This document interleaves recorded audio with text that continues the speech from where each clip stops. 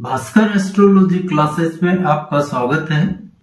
पिछले चैप्टर्स में हमने आपसे मेष, वृष और मिथुन लग्न के स्वग्रही चंद्रमा यानी कर्क राशि में स्थित चंद्रमा के बारे में बात की थी।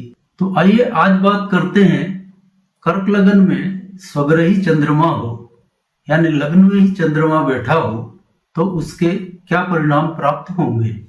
जैसा कि आप उदाहरण कुंडली में देख पा रहे होंगे, कर्क राशि में ही लग्न में चंद्रमा बैठा हुआ है। और यदि आप स्वयं ज्योतिषी नहीं हैं तो अपना लग्न चार्ट खोलकर देख लीजिए कि आपका चंद्रमा लग्न में यानी 4 नंबर का अंक जहां लिखा है उसी में बैठा हुआ है। तो यही स्वग्रही चंद्रमा है कर्क लग्न के लिए और आज हम इसी के फलों के बारे में बात करेंगे। तो सबसे पहले आइए हम बात करते हैं कि इस चंद्रमा की दशा हो तो क्या परिणाम प्राप्त होंगे। सबसे पहले तो कर्क लग्न में यदि चंद्रमा स्वग्रही बैठा है तो ऐसे जातकों का स्वभाव थोड़ा नम्र होता है और ये जातक थोड़े शांत स्वभाव के होते हैं।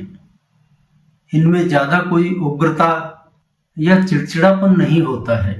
वैसे तो इनका शारीरिक गठन कदकाठी अच्छी रहती है, लेकिन इनकी तासीर के बारे में बात करें तो ये जरा ठंडी तासीर के होते हैं और इसी वजह से आप पाएंगे कि इनको ऋतुजन्य रोग यानी सर्दी से गर्मी का मौसम, गर्मी से सर्दी का मौसम, बरसात का मौसम, इनमें थोड़े सर्दी, खांसी, जुकाम, बुखार जैसे रोग जल्दी पकड़ लेते हैं। यानी जब भी ऋतु परिवर्तन होती है तो इनको ऐसी समस्याएं अक्सर ही आती हैं। हालांकि यहाँ पर लग्नेश होकर चंद्रमा लग्न में ही बैठा है, लेकिन फिर भी ये समस्याएं तो इन जातकों को आती ही हैं। अब यदि इन जातकों की शिक्षा के विषय में बात करें यानी यह दशा काल शिक्षा के समय आ जाए तो माध्यमिक स्तर तक की शिक्षा का समय हो तो उसमें विघ्न जरूर आता है। अब वह किसी भी प्रकार का हो सकता है, जैसे परीक्षा देने के समय बीमार पड़ गया या और किन्हीं सामाजिक कारणों से परीक्षा ही नहीं दे पाया। किसी भी तरह का विघ्न माध्यमिक स्तर तक की शिक्षा में अवश्य आता है, लेकिन अंतोतगत्वा यह अपनी शिक्षा पूर्ण कर लेते हैं।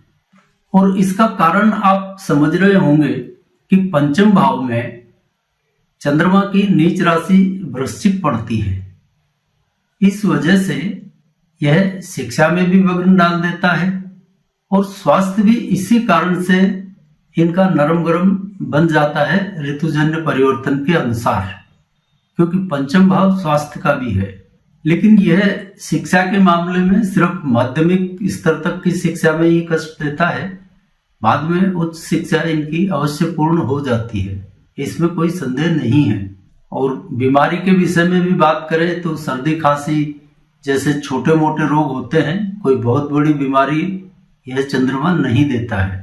अब व्यवसाय के बारे में बात करें तो अपने दशा काल में यह चंद्रमा जातक को ऐसे किसी धंधे में सफल नहीं होने देता जिसमें अपनी पूंजी लगाकर धंधा करना पड़े।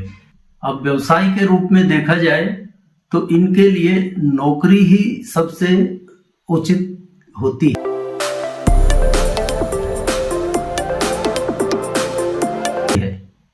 यदि नौकरी नहीं करें, पैतृक धंधे में हो तब भी ठीक है, लेकिन सर्वोत्तम तो इस चंद्रमा के दशा काल में नौकरी करना ही होता है। पैतृक धंधे में भी सफलता तो मिल जाती है, लेकिन सबसे ज्यादा बढ़िया काम नौकरी करने में ही रहता है।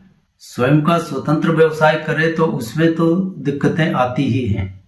और इस चंद्रमा का दशा काल इस समय पे आए जब संतानोत्पत्ति का समय हो तो यहाँ पर कन्या संतान का सुख आराम से मिल जाता है। यहाँ पर आप देख रहे होंगे कि चंद्रमा मूल रूप से यहाँ पर तृतीय और एकादश 2 भावों को एक्टिव कर देता है और इसके परिणाम स्वरूप जातक मेहनती होता है, परिश्रमी होता है और इसमें आशाएं, इच्छाएं ये भी खूब होती हैं और अपनी मेहनत के बलबूते पर यह अपनी आशाओं इच्छाओं को इस दशाकाल में पूरा कर लेता है। यानी कुल मिलाकर हम कहें तो ऐसे जातकों को इस चंद्रमा के दशाकाल में मेहनत ही सबसे बड़ा उपाय है। जितनी मेहनत करेंगे उतनी ही मात्रा में इनको सफलता मिलती जाती है, क्योंकि यहाँ तृतीय और एकादश एक्टिव है। वैसे ही यहाँ पर पंचम और नवम दो भाव यह चंद्रमा डीएक्टिवेट कर देता है।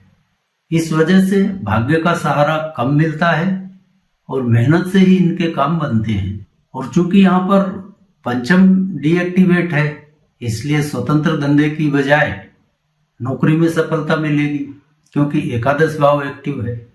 और प्राय यह देखा गया है कि ऐसे जातक भाग्य भरोसे बैठने वाले नहीं होते हैं। इस चंद्रमा के दशाकाल में ये जातक स्व प्रेरणा से ही मेहनती होते हैं और मेहनत से अपना भाग्य बनाते हैं।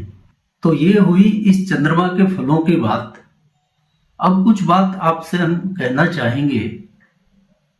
प्राय यह माना जाता है, ग्रंथों में भी लिखा है और सभी का यह मानना भी है कि भावेश अपने भाव में बैठा हो तो वह बहुत शुभ और बली हो जाता है।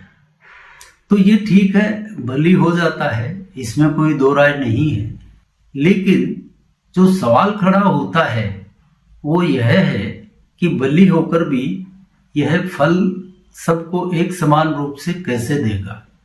अब देखिए, यहीं पर हमने आज चंद्रमा के बारे में बात करें तो मान लीजिए यही चंद्रमा एक ऐसे जातक को आती है जो नौकरी करता है, तो उसके लिए तो बहुत बढ़िया है, अति उत्तम है, बढ़िया, उसको नौकरी में सफलता मिलेगी। लेकिन इसी दशा वाला जातक यदि स्वतंत्र धंधे में है, अपना व्यापार करता है, तो उसको कुछ ना कुछ अड़चन आएगी।